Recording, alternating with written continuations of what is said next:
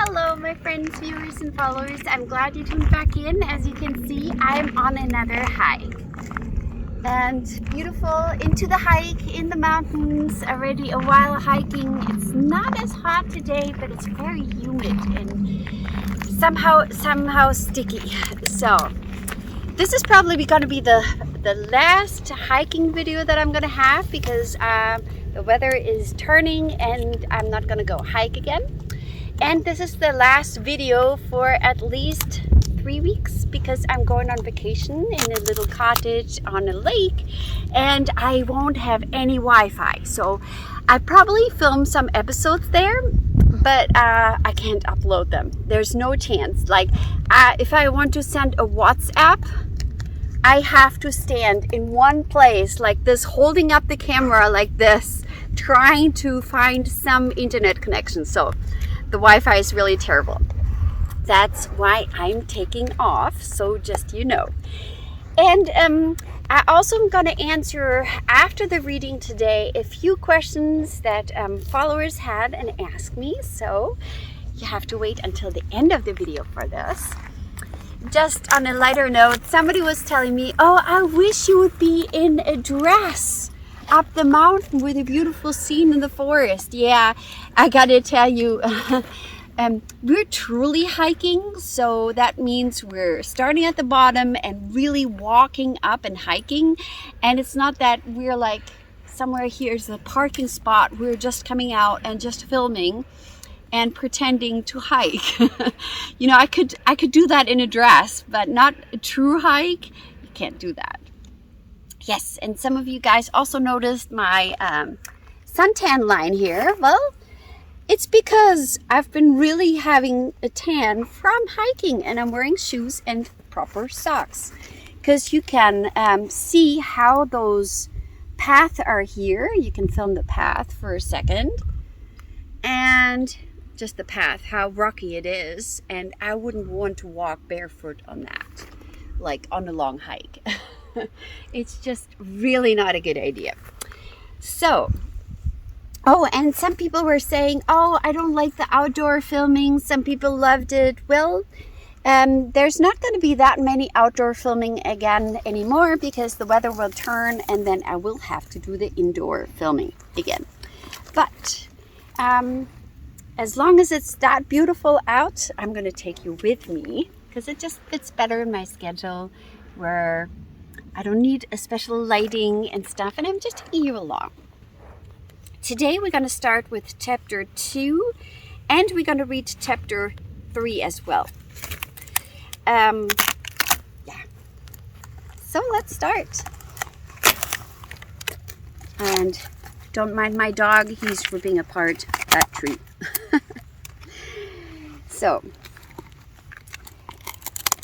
those who would have hindered the Israelites from journeying into the land of promise described it as the land of devoureth the inhabitants thereof, that is, of so noxious an air that the life of the men therein was short, and that its inhabitants were giants, in whose sight the children of Israel were but grasshoppers. After the Bible, it's from Numbers 13. Even so, Philothea does the world calumniate holy devotion, representing devout persons with a gloomy, sad, irritable countenance, and pretending that religion creates melancholy and unsocial men. But even as Joshua and Caleb declared that the land of promise was good and fair, and that the possessions of it would be easy and pleasant, so the Holy Spirit, speaking by all the saints and our blessed Lord himself, assure us that a devout life is a lovely, pleasant, and happy life. Like Teresa of Avila actually said, Lord, save us from sour saints. So she was also, save us from sour-looking saints. Actually loving God and being devout to God is something that makes you happy and makes you look beautiful and glow. The world sees only how the devout fast, pray, and bear reproach, how they nurse the sick, give alms to the poor, restrain their temper, repress the anguish, the passions, refrain from sensual delights, and perform similar actions which in themselves, taking alone, are hard and painful. But the world does not see the internal, hearty devotion which renders all such actions easy, pleasant, and grateful. Watch the bees, how they suck from the thyme a bitter juice, but as they suck it is converted into honey, for such is their property. Tell the worldly man, in truth, the devout find many hardships in their works of mortifications, but in the performance they become easy and welcome, even as the stake, the fire, the sword, the wheel, whereas perfumed flowers to the martyrs of old, because they were devout, and if devotion can soften torture and death itself, can it not lighten the daily path of duty? Sugar sweetens unripe fruits and neutralizes the acidity of those which are already ripe. So true devotion is a spiritual sugar which takes away the bitterness of mortification and the danger of gratification.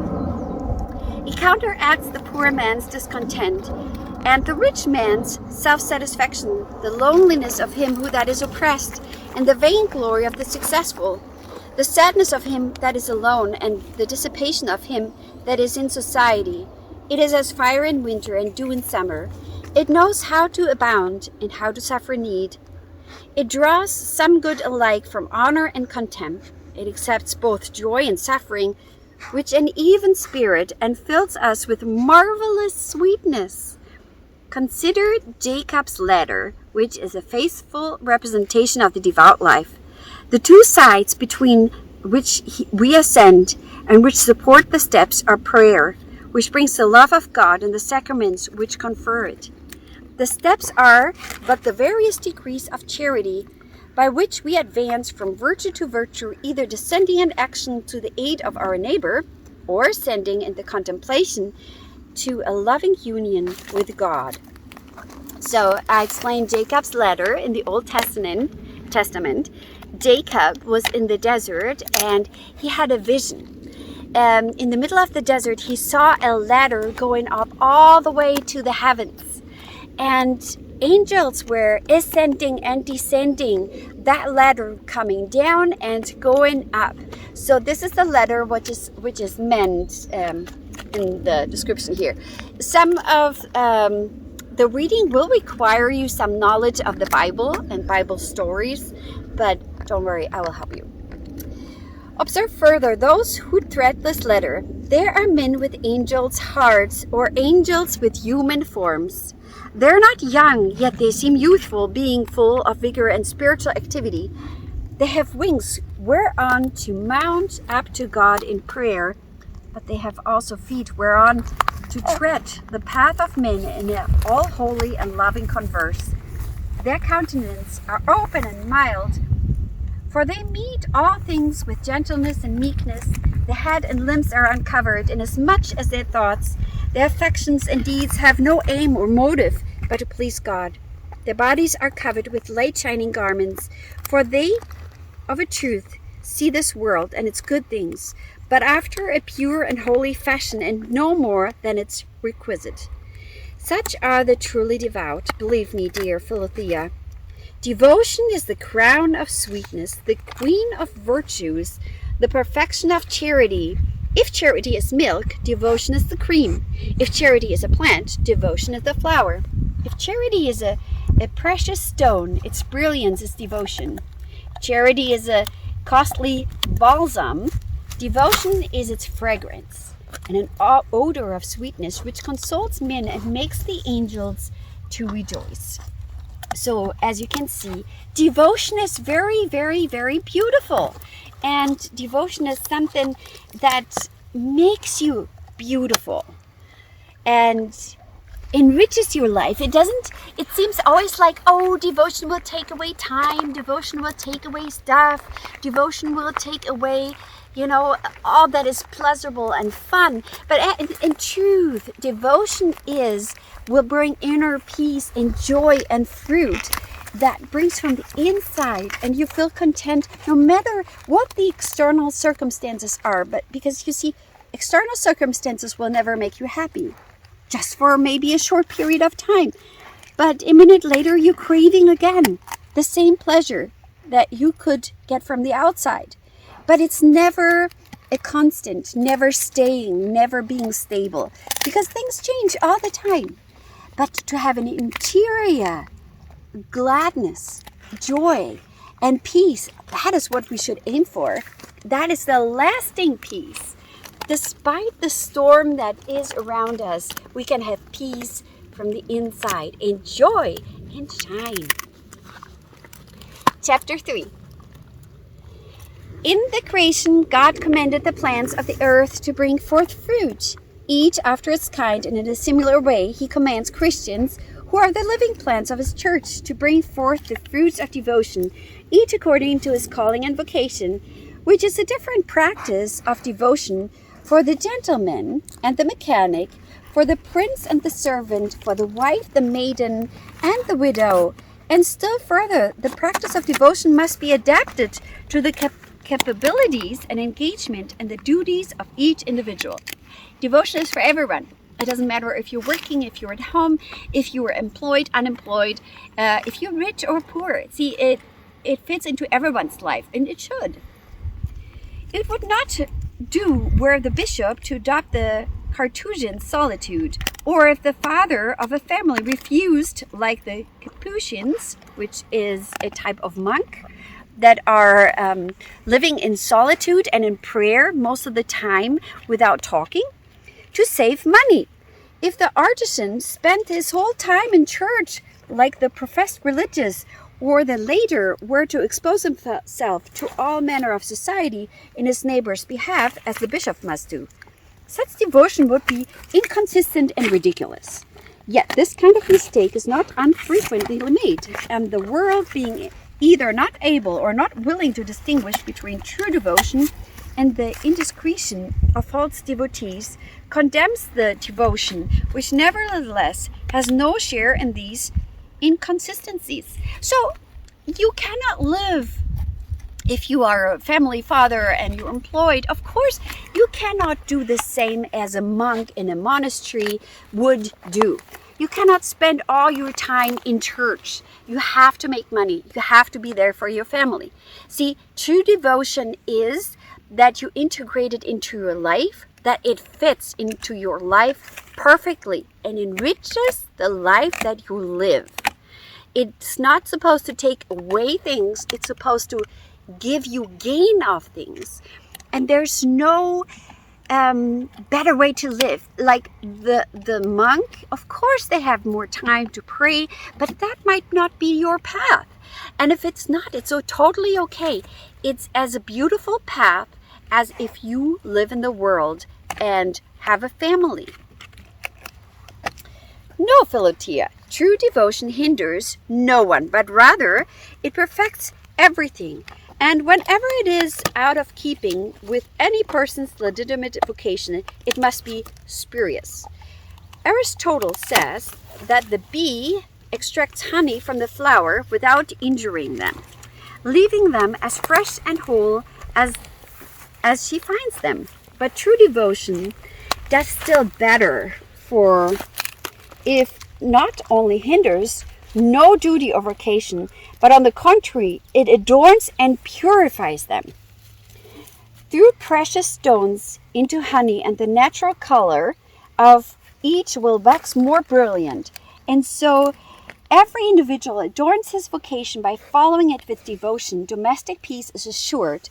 Conjugal love strengthened, fidelity to our sovereign more closely treasured, and all occupations rendered more acceptable and agreeable.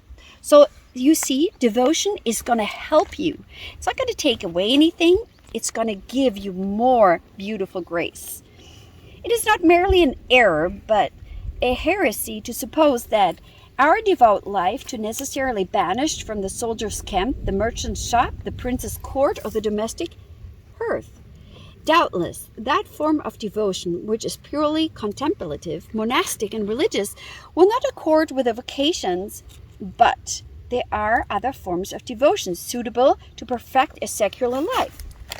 this, we may learn from the example of Abraham, Isaac, Jacob, David, Job, Tobias, Sarah, Rebecca, Judith in the old dispensations, and in the new from St. Joseph, Lydia, and the St. Crispin in their trades, from St. Anne to St. Martha to St. Monica to Aquila and Priscilla in their households, Cornelius, St. Sebastian, St. Maurice in their military charges, and from Constantine, St. Helena, St. Louis, St. Edward on their thrones.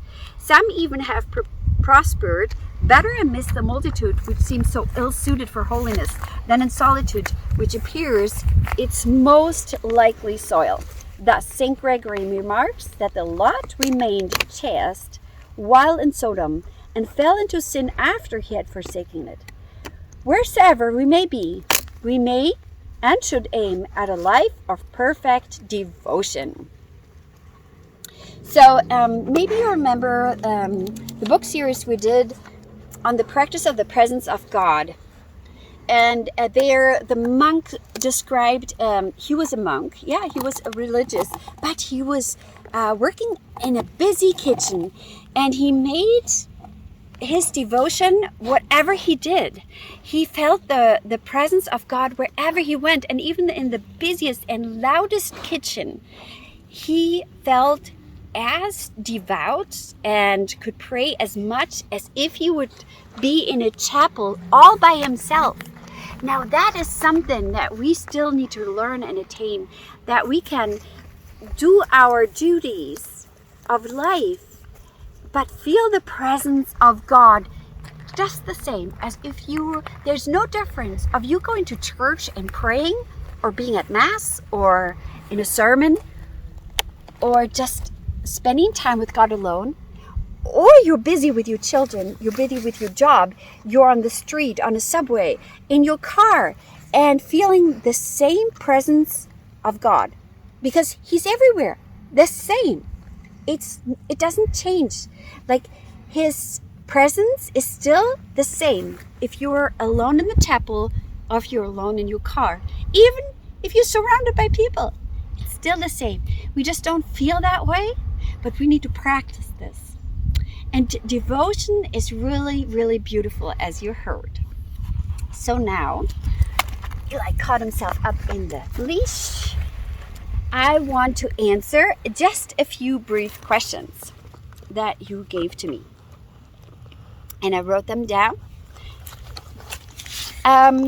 Question 1. Where do you feel that you are spiritually? This is a really tough question, I have to tell you, and I don't have really an answer. I am where I am. I am further than I was, and I want to think that I moved forward, but like, you cannot point one point, that's where I am. It's like moving water. It's always on the move. So I don't think you ever get to your destination until you die, but it's moving. So like, I couldn't tell you spiritually. And I would love to say, wow, I'm so spiritually advanced. Actually, the more you advance, I feel like the more you see your lack. And actually how much you still have to go.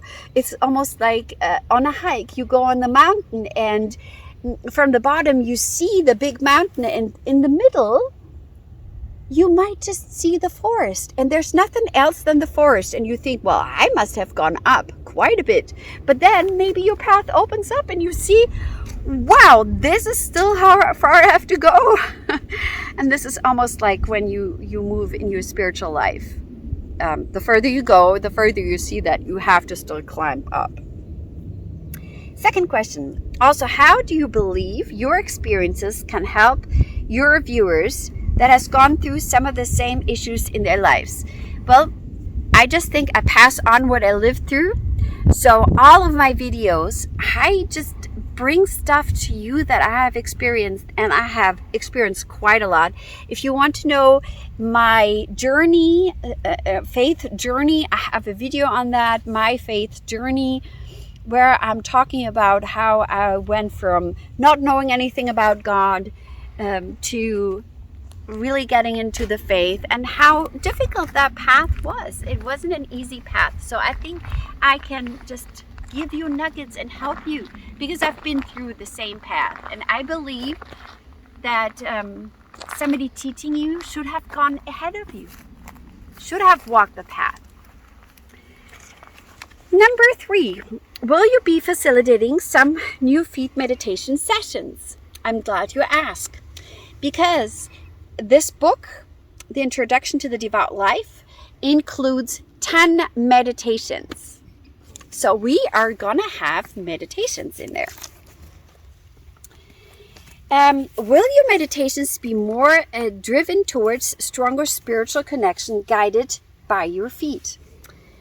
I believe that my feet are only a bridge helping you to connect to God. So it's only a bridge. It's not where you need to go, but will help you focus more, because you're all a foot-loving people, help you more to concentrate and then find your path to God through that. So in a way, yes. And or on some occasions, will you be focusing on longer feet meditations for a better focus, stability, and control? Again, my feet are not the destination. The destination is devotion to God and God itself. You see, if my feet are the bridge, your destination shouldn't be the bridge. It should be, the purpose of the bridge is to go across and help you to go across so that you can go to the other side. And so it would be silly to just be happy about finding the bridge, but to crossing over. So all the meditations will have God as the center, because that's where I want to lead you. And again, they're going to be probably a little bit longer. As I say, there's 10 meditations including in this book that we will go through. Actually, I'm not going to have the same order in the book. You're going to see why. I will explain in a later time. We're going to change up a little bit the order of the book, but we get to that later. So I hope you enjoyed the answers. I did give you some answers to your questions, to your satisfaction. And I hope you have a beautiful, beautiful day. I'm going to go back and hike a little bit further and enjoy this beautiful, beautiful day. God bless you. And I see you again in about 3 weeks.